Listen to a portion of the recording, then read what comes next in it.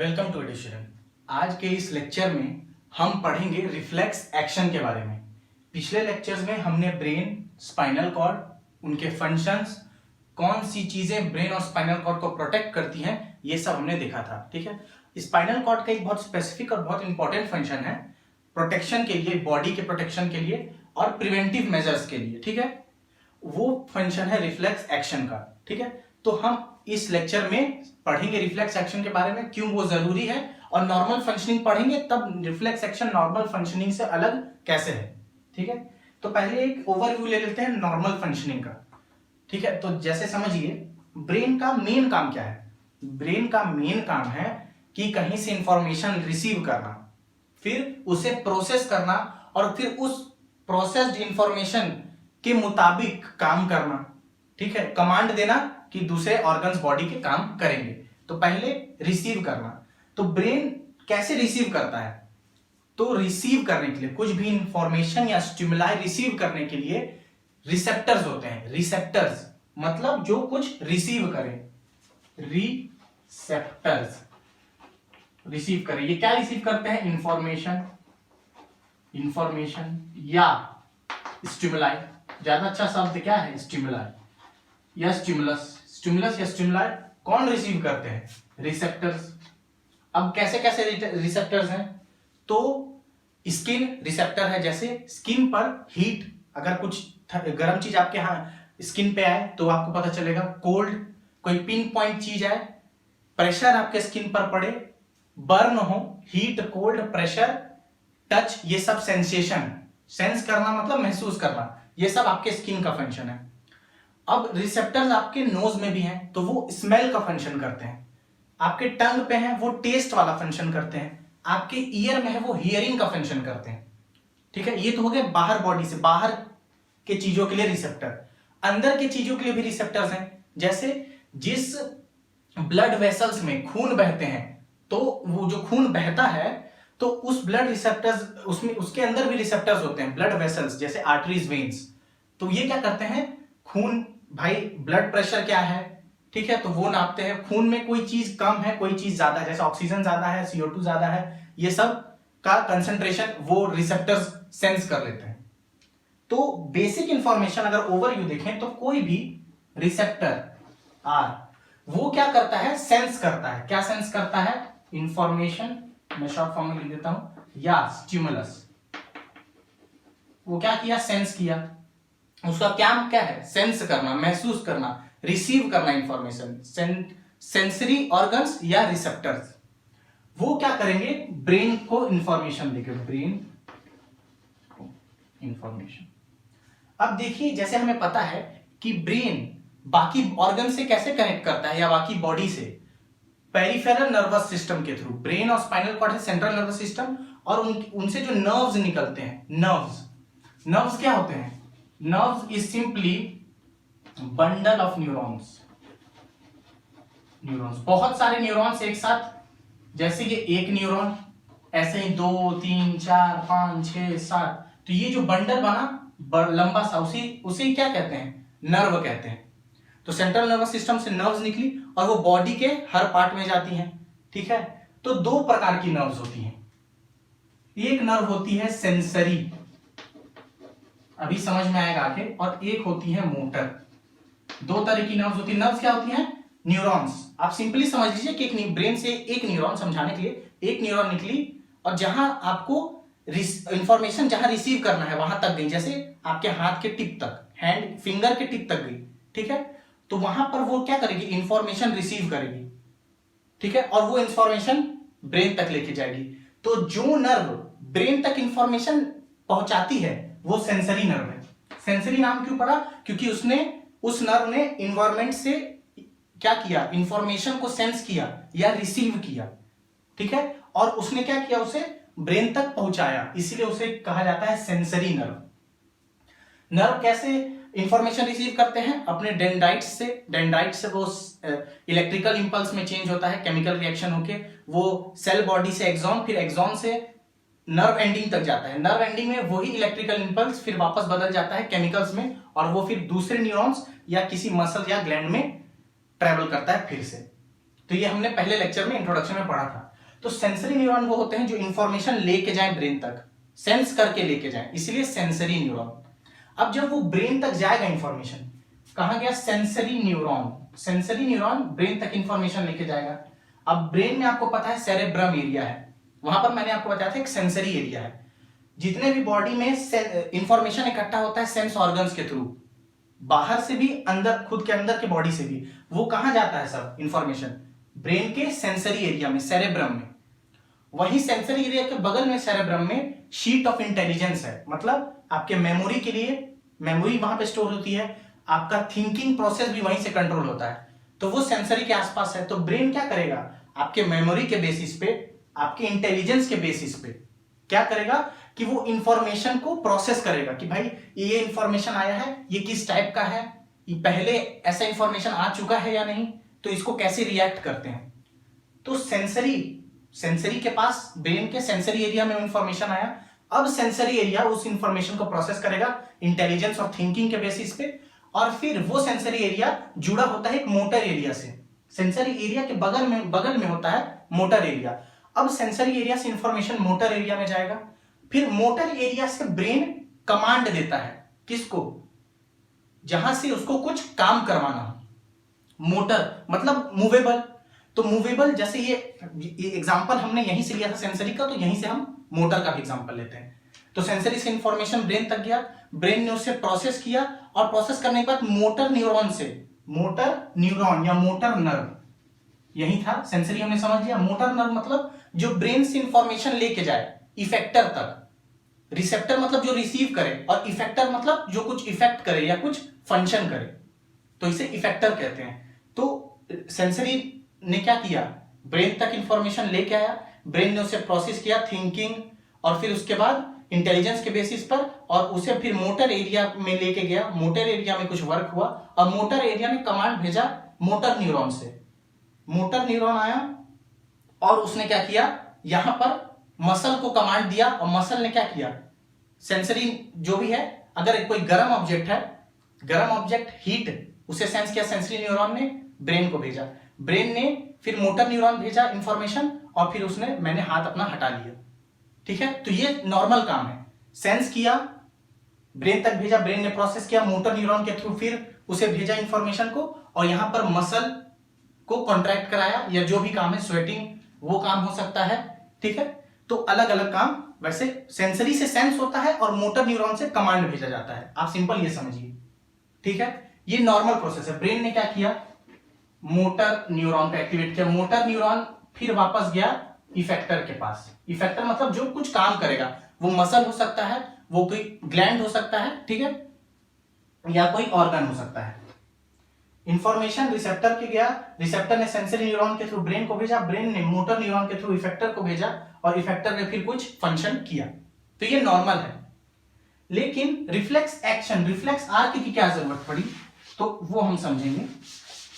देखिए, जैसे एग्जांपल लेते हैं, रिफ्लेक्स एक्शन क्या होता है पहले हम ये समझ लेते हैं।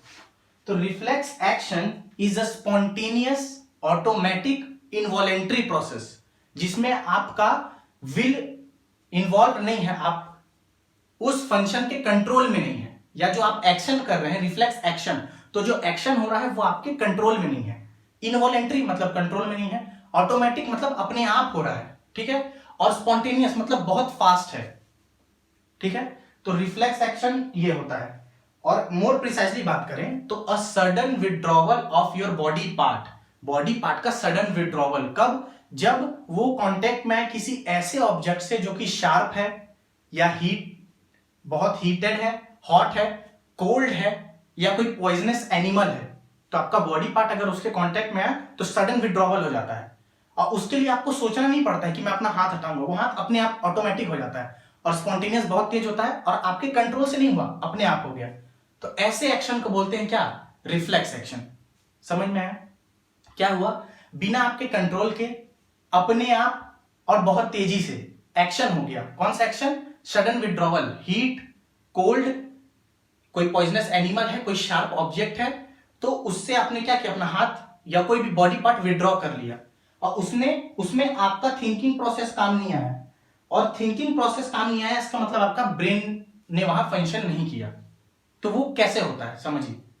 तो जो मैंने प्रोसेस बताया कि मान लीजिए हम कोई हीटेड ऑब्जेक्ट से लेते हैं, ठीक है, यहाँ कैंडल ये बर्न हो रहा है, आपका हाथ मान लीजिए चले गया कैंडल के पास, ठीक है, तो ये बर्न हो रहा है। अब आप समझिए जो मैंने पहले प्रोसेस समझाया था उससे रिलेट करके, जैसे ये हीट अब यहाँ पे सेंसरी रिसेप्टर्स ने, सेंसरी न्यूरॉन्स ने उस हीट को भाप लिया, उसने इंफॉर्मेशन भेजा किसे, ब्रेन को, ब्रेन ने उसे प्रोसेस किया, उसके बारे में सोचा कि अगर ये हीट है ये बढ़ेगा तो डैमेज होगा, बर्न होगा बॉडी, फिर पेन होगा, ठीक है, तो उसमें थोड़ा टाइम लगता है, बहुत कम टाइम लगता है, कुछ सेकंड्स ही लगते हैं, पर टाइम तो लगता है, ठीक है, तो वो टाइम लगा, फिर ब्रेन ने उसे मोटर एरियाज को भेजा और फिर वो वापस इफेक्टर तक आया, इफेक्टर ने हाथ हटाया, तो इसमें कुछ टाइम लगता है। प्लस ब्रेन के पास वही एक इंफॉर्मेशन नहीं आती एक टाइम पे, मान लीजिए आपने कोई गर्म ऑब्जेक्ट छुआ तो वो इंफॉर्मेशन जाएगी, साथ ही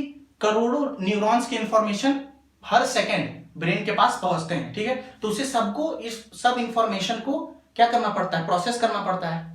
और जैसे मैंने बताया कि जैसे हीटेड ऑब्जेक्ट जाएगा, आपका हैंड उस ऑब्जेक्ट के पास जाएगा जो कि हॉट है बहुत, तो थिंकिंग, अगर थिंकिंग प्रोसेस इन्वॉल्व है या ब्रेन इन्वॉल्व है, तो थिंकिंग क्या है, एक बहुत कॉम्प्लेक्स मैकेनिज्म है, सोचना बहुत कॉम्प्लेक्स मैकेनिज्म है, बॉडी के हिसाब से, बायोलॉजी के हिसाब से is a very complex mechanism, जिसमें कुछ टाइम लगता है और उतने टाइम में बर्न हो सकता है या बॉडी पार्ट को डैमेज हो सकता है। तो टाइम कम करने के लिए, ठीक है, टाइम कम करने के लिए, और जो विड्रॉवल है आप हटाएंगे, आप कोई भी ऐसा थोड़ी है कि गर्म ऑब्जेक्ट आप अपने विल से, अपने थिंकिंग से आपने किसी कैंडल पर रखा, आप हटाएंगे जरूर, पर वो रिफ्लेक्स एक्शन जितना स्पॉन्टेनियस नहीं होगा, हमें उससे और स्पॉन्टेनियस चाहिए कि कम से कम डैमेज हो बॉडी पार्ट को। आप बात समझ रहे हैं, ब्रेन वो प्रोसेस कर सकता है, ठीक है, थिंकिंग करने के बाद ब्रेन हटा सकता है हाथ, पर वो उतना सडन नहीं होगा, उतना स्पॉन्टेनियस नहीं होगा, कुछ ना कुछ डैमेज जरूर हो जाएगा बॉडी को या उस बॉडी पार्ट को जो कि हॉट ऑब्जेक्ट के कांटेक्ट में है। तो एक ऐसा प्रोसेस चाहिए जो कि स्पॉन्टेनियस हो, जिसमें थिंकिंग ना हो, जिसमें थिंकिंग ना हो, वो जल्दी हो जाए, जिससे डैमेज कम से कम, मिनिमम से मिनिमम हो, ठीक है। तो डैमेज मिनिमम से मिनिमम करने के लिए हमने क्या किया, रिफ्लेक्स एक्शन एक टर्म, मतलब एक प्रोसेस है, वो हुआ बॉडी में हमारे, ठीक है। तो ये क्या प्रोसेस है हम समझते हैं, पहले इसका पाथवे भी समझेंगे। तो रिफ्लेक्स एक्शन तो समझ लिया, सडन विड्रॉवल, जबकि बॉडी पार्ट का जब कोई हॉट ऑब्जेक्ट कोल्ड ऑब्जेक्ट के आसपास बॉडी पार्ट हो जाता है, ठीक है, प्रोटेक्शन के लिए। अब जो पाथवे है रिफ्लेक्स एक्शन का, उसे कहते हैं pathway of completion of reflex action, completion of reflex action, उसे हम कहते हैं रिफ्लेक्स आर्क, रिफ्लेक्स आर्क। अब समझिए कैसे, ठीक है। तो ये स्पाइनल कॉर्ड है, आप देख रहे हैं, ये स्ट्रक्चर समझने के लिए थोड़ा हम पीछे चलते हैं इस स्ट्रक्चर पे। मैंने आपको समझाया था पिछले लेक्चर में कि जो वर्टिब्रल कॉलम है वो किसे प्रोटेक्शन प्रोवाइड करवाता है, स्पाइनल कॉर्ड को। तो उसका थोड़ा हम स्ट्रक्चर समझेंगे, तभी हम स्पाइनल कॉर्ड का स्ट्रक्चर समझ पाएंगे और फिर रिफ्लेक्स एक्शन आके अच्छे से समझ पाएंगे। तो जो वर्टिब्रल कॉलम है, मैंने बताया 26 सीरियली अरेंज वर्टिब्रे होते हैं, ठीक है, एक लाइन में, और बीच में कर्वेचर्स उसके आते हैं। तो वर्टिब्रल कॉलम मेरे स्कल के जस्ट नीचे, नेक से शुरू होता है और कमर तक, कमर से नीचे तक जाता है, ठीक है। तो इसमें मैंने क्या किया, स्पाइनल कॉर्ड का स्ट्रक्चर समझने के लिए आप समझिए, जैसे ये थोरैक्स है मेरा और ये बैक है, बैक में वर्टिब्रल कॉलम है, ये पूरा वर्टिब्रल कॉलम यहां से जा रहा है मिड लाइन पे, और ये मेरा थोरैक्स है। तो मैंने क्या किया, थोरैक्स में मान लीजिए यहां पर, जहां पर मेरे लंग्स हैं उसके जस्ट पीछे एक वर्टिब्री को मैंने क्या किया, बाहर निकाला। कैसे बाहर निकाला कि थोरैक्स, ये वाला जो सरफेस है इधर, जो ऊपर से मैं देख रहा हूं, ये मैं क्या देख रहा हूं, वर्टिब्री को ऊपर से मतलब मैं ऐसे खड़ा हूं, मेरा वर्टिब्री ये है और यहां कैमरा यहां लगा है, देखिए मैं ऐसे खड़ा हूं, ये वर्टिब्री है यहां पर और कैमरा ऊपर लगा है, मैं ऊपर से उसे देख रहा हूं, ठीक है, ये ऊपर से दिख रहा है। पहले तो मैंने क्या किया, ये वर्टिब्रल कॉलम है, ये मेरा सर है, ये मान लीजिए हाथ है, ये पैर है, ये पीछे से, मेरा बॉडी के पीछे से है। मैंने क्या किया, यहां से इसे काट दिया, वर्टिब्रल कॉलम ऐसे है, मैंने ऐसे काट दिया तिरछा, एक कट लगाया ट्रांसवर्स या तिरछा कट लगाया, ऐसे काटा। कैसे काटा, वर्टिब्रल कॉलम को ऐसे काटा, ठीक है। और क्या किया, ऊपर से उसे देखा, समझ रहे हैं, ऐसे खड़ा हूं, वर्टिब्रल कॉलम यहां से पीछे आप सोचिएगा, यहां से काटा और ऊपर से देख रहा हूं, तो ये कुछ ऐसा दिखेगा, ठीक है। अब जब कुछ ये ऐसा दिखेगा तो यहां साइड में बता देता हूं कौन कौन सी है। ये ऊपर वाली जो साइड है ये बाहर है, ये मेरा पीछे का बैक का वॉल है, मतलब पीठ है, ये मेरी पीठ, ये बाहर साइड है जो मैं महसूस करता हूं। आप कुछ नोकीली चीज यहां महसूस करते हैं, वही है ये। और ये वाली साइड है, ये मान लीजिए लंग्स वाली साइड है। कौन सी वाली साइड है, ये मेरा लंग्स है। और ये क्या है, पीछे वाली साइड, बाहर साइड, ये मेरी पीठ है। तो ये ऐसा वर्टिब्रल कॉलम, वर्टिब्रे रखा हुआ है। तो जब ऐसा वर्टिब्रा रखा हुआ है तो आप देखिए कि, एक मिनट, ये जो वर्टिब्रल कॉलम है मैंने बताया वो प्रोटेक्शन प्रोवाइड करता है स्पाइनल कॉर्ड को, और वर्टिब्रल कैनाल के बीच में, वर्टिब्री के बीच में कैनाल होती है जिससे स्पाइनल कॉर्ड पास होता है। समझ रहे हैं आप, स्पाइनल कॉर्ड ये पास हो रहा है, तो मैंने उसे बीच से ऐसे काट दिया, तो मुझे ये स्पाइनल कॉर्ड, ये जो पिंक रंग का दिख रहा है आपको, ये स्पाइनल कॉर्ड है। और ये क्या है, वर्टिब्रल कैनाल जिसमें से स्पाइनल कॉर्ड पास हो रही है। अब स्पाइनल कॉर्ड क्या है, सेंट्रल नर्वस सिस्टम।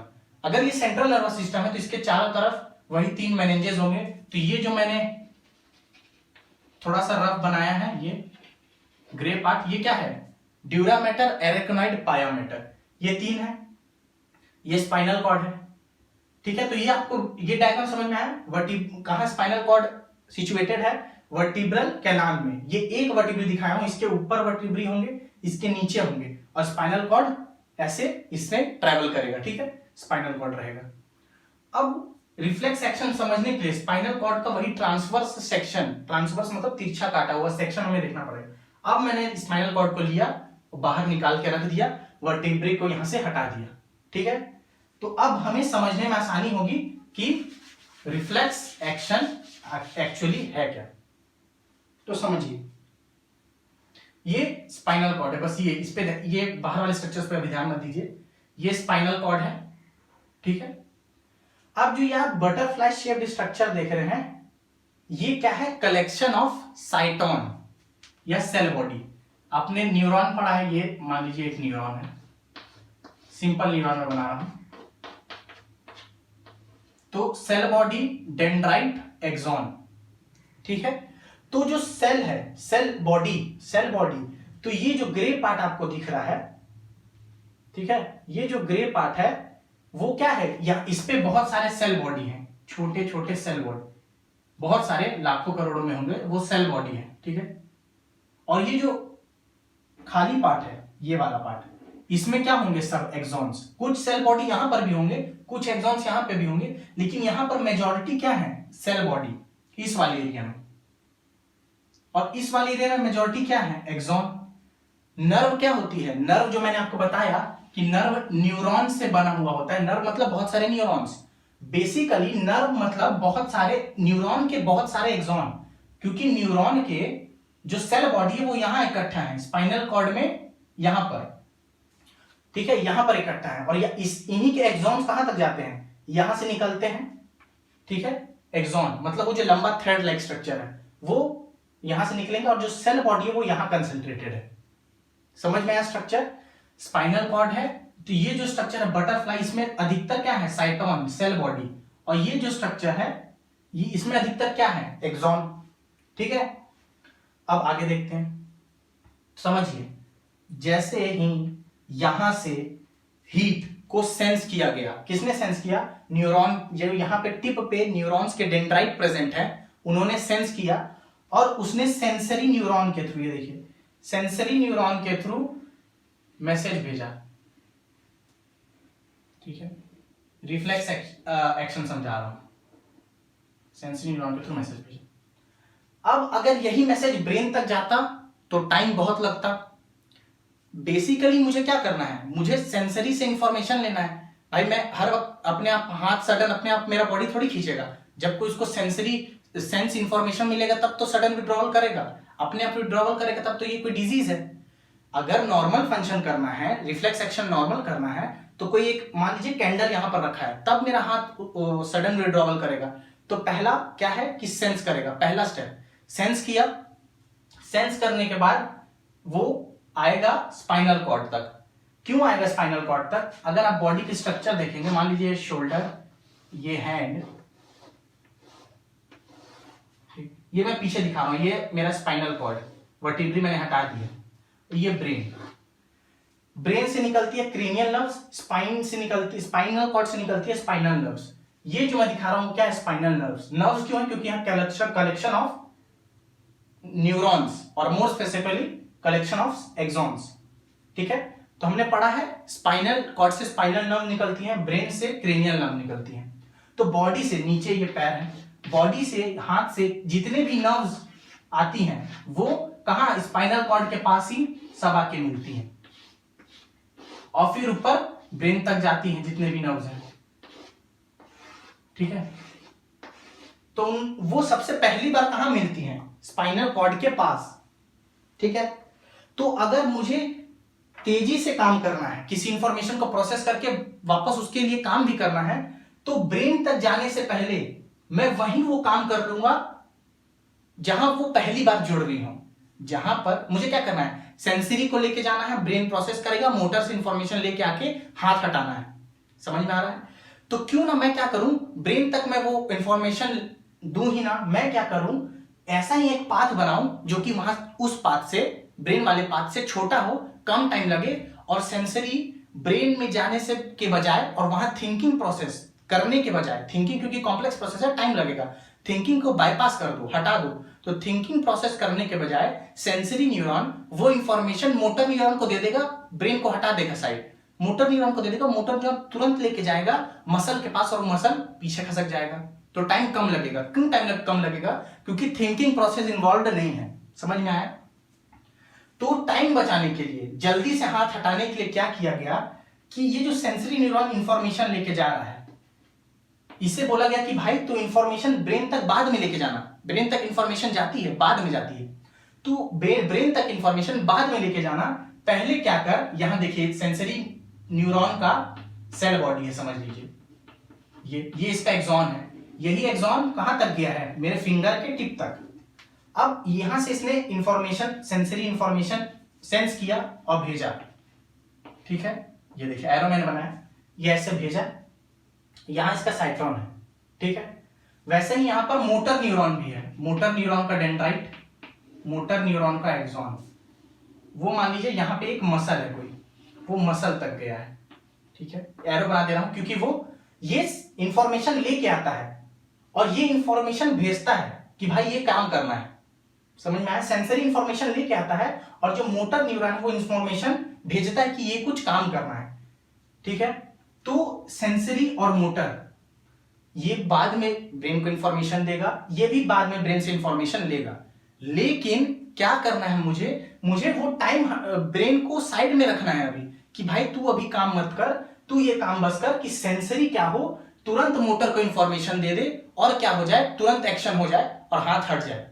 क्योंकि थिंकिंग प्रोसेस कॉम्प्लेक्स प्रोसेस है, थोड़ा टाइम टेकिंग है, ये रिलेटिवली कम टाइम टेकिंग है, इसमें थिंकिंग प्रोसेस नहीं है। तुरंत सेंसरी ने लाया, तुरंत मोटर ने उसे लिया, तुरंत हाथ हटा दिया, टाइम कम लगता है। तो ये सेंसरी और मोटर, बस एक काम किया गया, इसके बीच में एक और न्यूरॉन जोड़ दिया गया छोटा सा, जिसे रिले न्यूरॉन या इंटर न्यूरॉन, इंटर मतलब बीच में, सेंसरी और मोटर के बीच में जो न्यूरॉन आ गया उसे बोलते हैं इंटर न्यूरॉन या रिले न्यूरॉन। उसने क्या किया? कुछ नहीं किया, सेंसरी से इंफॉर्मेशन लिया, मोटर को तुरंत दे दिया कि ले भाई, तुरंत सेंसरी से इसने लिया, एक हाथ से सेंसरी से लिया, दूसरे हाथ से मोटर न्यूरॉन को दे दिया कि तू जल्दी से हाथ हटा ले।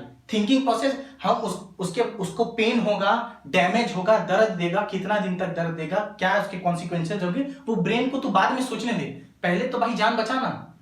कहीं कुछ प्रॉब्लम होती है तो आप सोचने थोड़ी लगेंगे कि ये प्रॉब्लम हो रही है, इसे क्या करना चाहिए, मैं क्या करूंगा तो प्रॉब्लम नहीं होगी, प्रॉब्लम को कैसे रोका जाए, कुछ हो गया तो क्या होगा। थिंकिंग में टाइम लगेगा भाई, पहले प्रॉब्लम से बच तो जाओ, उसके बाद उसके बारे में सोचना। ठीक है, तो यही यहां पे काम है कि थिंकिंग प्रोसेस ब्रेन बाद में करेगा, हम इंफॉर्मेशन उसे देंगे। भाई ब्रेन क्या है? हेड है, हेड है, ब्रेन हेड है। घर में छोटी मोटी प्रॉब्लम होती है तो आप हर वक्त पापा को नहीं बताते हैं, पहले खुद उसको सॉल्व करते हैं। भले से आप अच्छे हैं और आज्ञाकारी हैं तो पापा को बाद में बताएंगे कि हाँ प्रॉब्लम सॉल्व हो गई है, फिर आप बताएंगे। तो यहां पर भी यही है। स्पाइनल कॉर्ड क्या करता है, ब्रेन बॉस है, स्पाइनल कॉर्ड मैनेजर है। वो क्या करता है, छोटे मोटे प्रॉब्लम्स आता है तो क्या करता है, तुरंत सेंस करता है, तुरंत ऑर्डर देता है, वो तुरंत हाथ हटा लेता है, बाद में बताता है बॉस को कि ऐसा ऐसा हुआ था, अगली बार इससे बचा जाए, मेमोरी में स्टोर किया जाए और अच्छा प्रोसेस किया जाए कि ऐसा दोबारा ना हो। समझ में आया? सिंपल यही है। तो सिंपल फंडा है, सेंसरी ने लिया, ब्रेन को देने के बजाय, क्योंकि थिंकिंग प्रोसेस है, टाइम लगेगा, उसने क्या किया, तुरंत मोटर न्यूरॉन को दे दिया। क्योंकि आखिरकार क्या होता, सेंसरी से ब्रेन लेता इंफॉर्मेशन, उसको प्रोसेस करता, थिंक करता, फिर मोटर को देता। तो थिंकिंग प्रोसेस को किनारे रखो, सेंसरी से बोलो तुरंत इंफॉर्मेशन मोटर न्यूरॉन को दे दे, पहले काम हो जाए, बाद में उसके बारे में सोचा जाएगा। तो स्पाइनल कॉर्ड में यही फंक्शन है, रिफ्लेक्स एक्शन। सिंपल सा है, ब्रेन बहुत टाइम लगाएगा, थोड़ा सा टाइम लगाएगा, बहुत टाइम मतलब इसके रिलेटिव ज्यादा टाइम लगाएगा, तो क्या किया जाए, उसे बाईपास किया जाए थिंकिंग प्रोसेस, और सेंसरी तुरंत भाई मोटर को, न्यूरॉन को इंफॉर्मेशन दे दे, जिससे क्या हो कि वो पार्ट बॉडी का बच जाए, उसे डैमेज ना हो। और ये जो पाथवे है, ये क्या पाथवे है, मतलब जो रोड है ये काम करने का पाथवे, वो क्या है, सेंसरी ने दिया इंटर न्यूरॉन को, इंटर न्यूरॉन मोटर को, और मोटर ने यहां फंक्शन कराया, हैंड विड्रॉल करा लिया, वो बॉडी पार्ट बच गया। तो यही क्या है, रिफ्लेक्स एक्शन। और ये जो पाथवे है, ये पूरा रोड, सेंसरी, मोटर, यही पाथवे क्या है, रिफ्लेक्स आर्क। ठीक है, तो ये मेन प्रोटेक्शन का फंक्शन करता है। तो समझ में आया आपको रिफ्लेक्स एक्शन? कुछ नहीं है, सिंपल है। ब्रेन नॉर्मली फंक्शन कैसे करता है, सेंसरी न्यूरॉन से, बाहर से या अंदर से सेंसरी न्यूरॉन इंफॉर्मेशन लेते हैं, जाके ब्रेन को देते हैं, ब्रेन फिर क्या करता है, प्रोसेस करता है, उसके बारे में सोचता है, और फिर मोटर न्यूरॉन को देता है, और मोटर न्यूरॉन क्या करता है, ले जाके वहां पे फंक्शन करवाता है, और जो भी मूवमेंट, अगर मूवमेंट कराना है तो मूवमेंट कराएगा, और अगर कोई और फंक्शन हो, जैसे बीपी कंट्रोल करना है, CO2 कम करना है, O2 ज्यादा करना है, तो वो वैसे काम करेगा। ठीक है, लेकिन रिफ्लेक्स एक्शन में क्या होता है, ब्रेन को नहीं बताया जाता है कि छोटी सी प्रॉब्लम है, क्या किया जाए, जल्दी करना है, नहीं करेंगे तो बाद में बड़ी प्रॉब्लम हो जाएगी, तो अभी तुरंत इसे ठीक किया जाए, सॉल्व किया जाए, बाद में ब्रेन को बताएंगे। तो उसमें क्या होता है, सेंसरी तुरंत जाता है, और वो क्या करता है, ब्रेन तक पहुंचाने के बजाय तुरंत मोटर न्यूरॉन को वहीं दे देता है। और वो कहां देगा, जहां वो पहली बार मिलेंगे। वो पहली बार कहां मिलते हैं, स्पाइनल कॉर्ड में, क्योंकि हर nerve, peripheral nerve, spinal cord ऐसे चढ़ेगी बॉडी में हर तरफ से, और ऐसे करके स्पाइनल कॉर्ड के पास आएगी, और फिर ऊपर ब्रेन तक जाएगी। तो पहली बार कहां आके मिल रही है, स्पाइनल कॉर्ड में, तो वहीं पे दे दिया, और उसने वापस वहीं पे, क्योंकि शॉर्टेस्ट डिस्टेंस चाहिए। क्योंकि आप जानते हैं शॉर्टेस्ट डिस्टेंस में जब अगर डिस्टेंस कम हो तो टाइम भी कम लगता है, और हमें वही करना है, टाइम बचाना है कि डैमेज कम से कम हो सके। तो टाइम बचाने के लिए छोटा रोड लिया गया, और तुरंत इंफॉर्मेशन को इधर से दूसरी तरफ पहुंचाया गया, और वो काम करा लिया गया, जिससे बॉडी बच सके। तो ये था रिफ्लेक्स एक्शन। तो होप कि आप ये समझ गए होंगे। तो आज के लेक्चर के लिए इतना ही। Thank you.